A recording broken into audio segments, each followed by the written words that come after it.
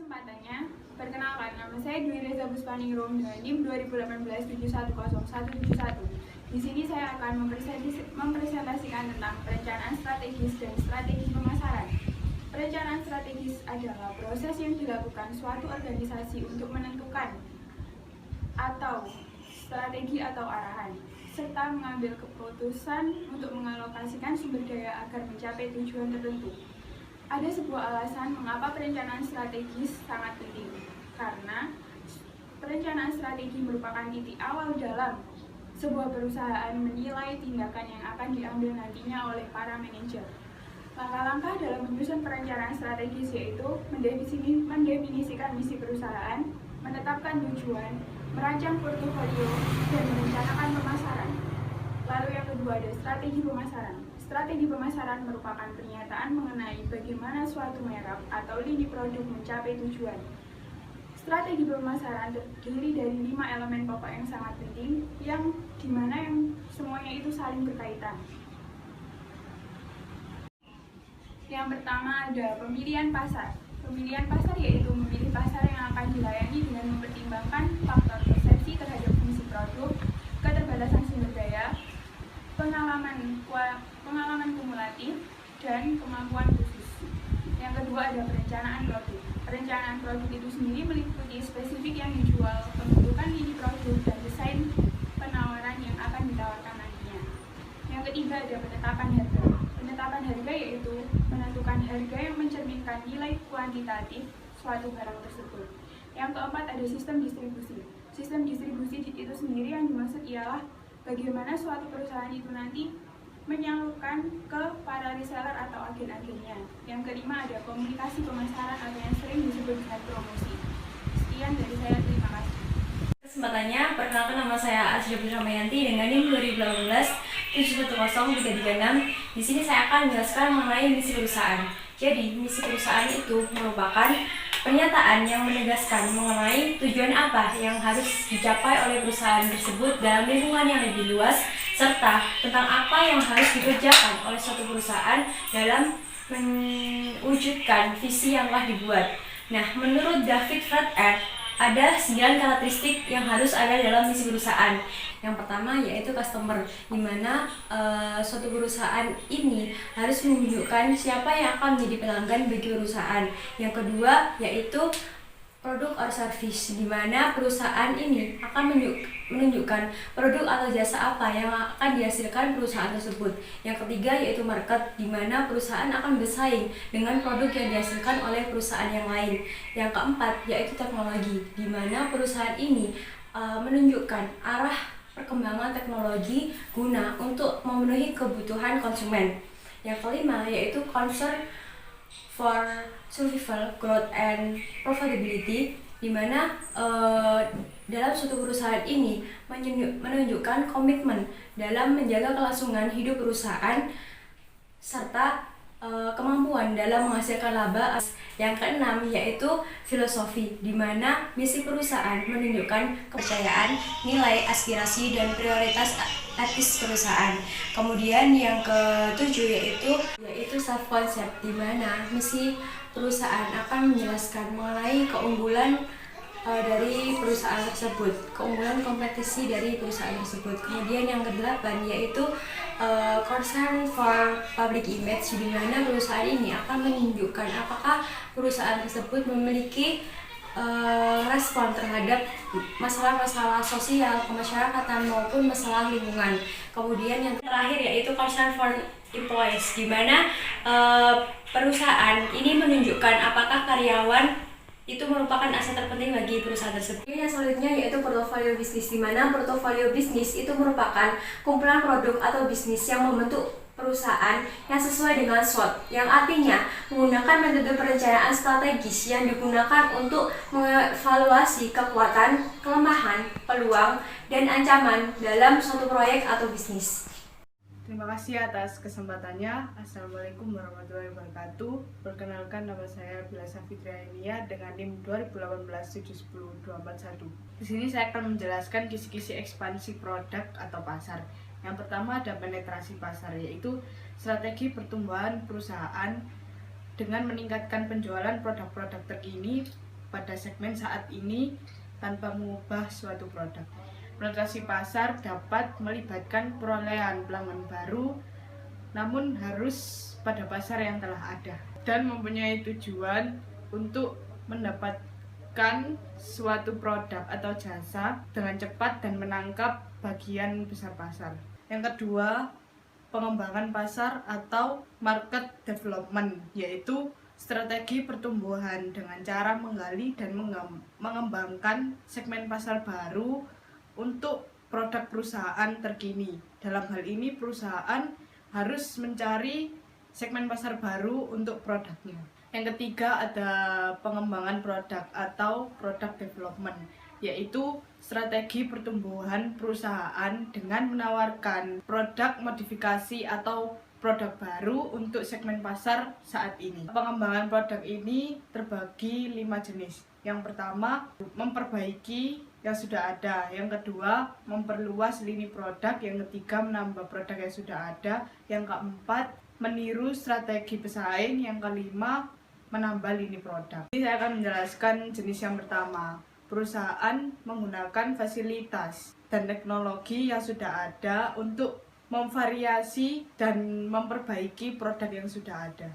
Yang kedua, pengembangan produk dilakukan perusahaan dengan cara menambah lini produk yang sudah ada atau menambah produk lini baru. Yang ketiga, perusahaan menambah atau memberikan variasi produk yang sudah ada dan memperluas segmen pasar dengan melayani berbagai macam konsumen atau pembeli yang memiliki selera yang berbeda-beda. Yang keempat, perusahaan meniru kebijakan pesaing yang dianggap menguntungkan seperti pada penetapan harga. Yang kelima, perusahaan memerlukan dana besar untuk menambah produk baru serta dalam penggunaan fasilitas atau mempromosikan dengan proses yang baru pula. Yang keempat, ada diversifikasi, yaitu strategi pertumbuhan perusahaan melalui pendirian atau akuisisi di luar produk dan pasar perusahaan yang baru. Di sini saya akan menjelaskan perencanaan pemasaran dalam perencanaan strategis perusahaan.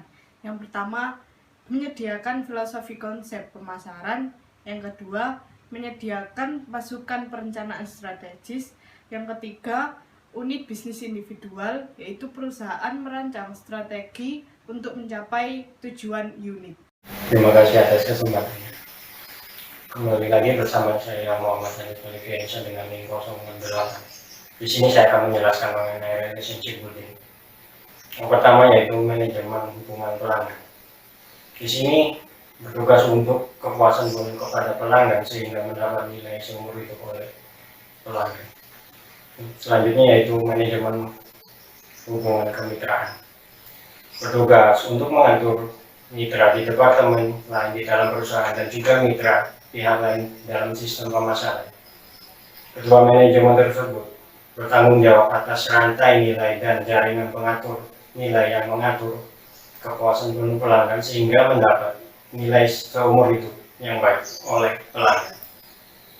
Terima kasih. Oke, saya akan melanjutkan materi yang tadi yaitu kali ini konsep bauran pemasaran jasa. Dalam konsep bauran pemasaran jasa ada 7 bagian. Yang pertama yaitu produk. Produk adalah segala sesuatu yang dapat ditawarkan meliputi barang fisik, jasa, orang, tempat, organisasi, dan gagasan. Yang kedua yaitu harga. Harga adalah jumlah uang yang harus dibayar oleh pelanggan untuk memperoleh produk atau jasa. Yang ketiga yaitu promosi. Promosi merupakan aktivitas yang mengkomunikasikan produk dan membujuk para pelanggan untuk membelinya. Selanjutnya yaitu tempat. Tempat merupakan tempat aktivitas perusahaan untuk menyalurkan produk atau jasa yang tersedia bagi konsumen. Selanjutnya yaitu people atau orang.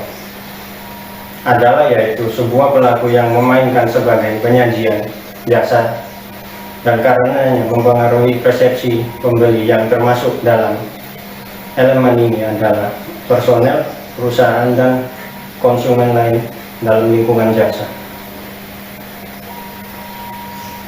selanjutnya yaitu proses, merupakan suatu upaya perusahaan dalam menjalankan dan melaksanakan aktivitasnya untuk memenuhi kebutuhan dan keinginan konsumen secara cepat dan tepat. Yang terakhir yaitu bukti fisik, merupakan lingkungan fisik dan jasa disampaikan perusahaan jasa dan konsumen yang berinteraksi. Setiap komponen yang berwujud memfasilitasi penampilan atau komunikasi jasa tersebut. Sekian dari saya, terima kasih. Ya, Assalamualaikum warahmatullahi wabarakatuh. Perkenalkan, saya Muhammad Iqbal dengan NIM 2018-710-396. Di sini saya akan menjelaskan tentang program pemasaran non tradisional, di mana program pemasaran non tradisional tersebut bisa dikatakan ada beberapa faktor. Yang pertama, sumber daya manusia. Sumber daya manusia kekurangannya merupakan orang-orang yang terlibat langsung dalam menjalankan segala aktivitas berusaha dan merupakan faktor yang memegang peran penting bagi semua bagian organisasi. Yang kedua yaitu saran fisik, merupakan suatu hal yang secara nyata ikut mempengaruhi keputusan konsumen untuk membeli dan menggunakan produk jasa yang ditawarkan unsur-unsur untuk pengguna fisik seperti peralatan, perlengkapan, logo, warna, dan barang-barang yang disatukan dengan servis yang diberikan seperti tiket, sampel, tabel, dan sebagainya. Yang ketiga yaitu proses. Di sini proses merupakan suatu upaya perusahaan dalam melaksanakan aktivitasnya untuk memenuhi kebutuhan dan keinginan konsumen secara cepat dan tepat. Untuk perusahaan jasa, kerjasama antara marketing dan operasional sangat penting dalam elemen proses ini. Dan saya akan menjelaskan tentang mengelola usaha. Pemasaran selain bisa menjadikan baik di dalam manajemen pemasaran perusahaan, perusahaan juga harus memperhatikan manajemen pengelola proses pemasaran, membutuhkan 6 fungsi pemasaran atau yang bisa juga disebut analisis, yaitu sebagai yang pertama perencanaan, di mana perencanaan mengembangkan rencana strategi atau disebut STP, yaitu mengembangkan rencana pemasaran. Yang nomor 2 implementasi, melaksanakan rencana apa, mengapa, siapa, di mana, kapan, dan bagaimana. Kendali, mengikuti hasil, mengevaluasi hasil, mengambil tindakan kreatif. Yang keempat internal, di mana internal sendiri terdiri dari 2, yaitu kekuatan dan kelemahan. Kekuatan yaitu kemampuan untuk dapat membantu perusahaan mencapai tujuannya. Kelemahan yaitu batas internal yang mempengaruhi kemampuan perusahaan mencapai tujuan sekitarnya.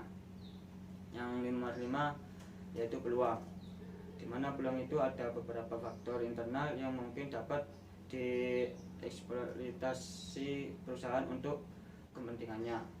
Yang nomor 6 ancaman. Ini ancaman faktor eksternal terbaru yang mungkin bertentangan dengan kinerja perusahaan. Ya, sekian, terima kasih.